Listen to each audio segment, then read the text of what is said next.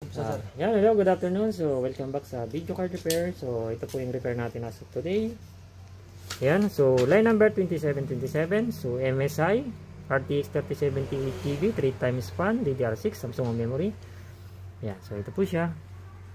Kindly check na lang po. Yan, bali ito po ang kanyang temperature. So, running siya ng stress test sa loob ng 2 hours and 30 minutes. And as you can see, so 1080p po, average CPU is 119 and maximum is 156. Kindly check po. Yeah, so ito po, GPU temperature natin sa stress test is lowest lang po, 71 degree. Hotspot 82, fan speed is 55%. So mababa pa yung fan speed natin kasi hanggang 100% po yan. Yeah, so okay naman po, super so good. So running na rin po pala tayo sa games. Ayan.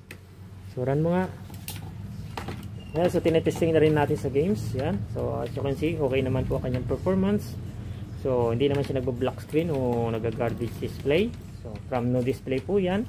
Dead ang 1 volts section. Okay. May pinalitan tayong PSA. Isang power good na dual N channel enable para sa kanyang power good. And then yung kanyang sa enable naman ng 1 volts. SDED din po yung IC kaya na-replace na po natin. Yan. Okay. So, alam na po ito ng mayari, then approval na rin po, inapproval niya yung thermal pad for replacement. Okay, so hanggang dito na lang para sa video na to. So ready na to for pickup and payment.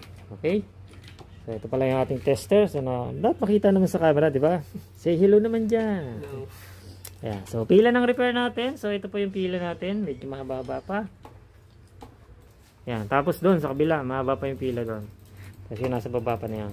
Okay, so yan po sirang update. So line number 2727, goods na po yung GPU with display na po.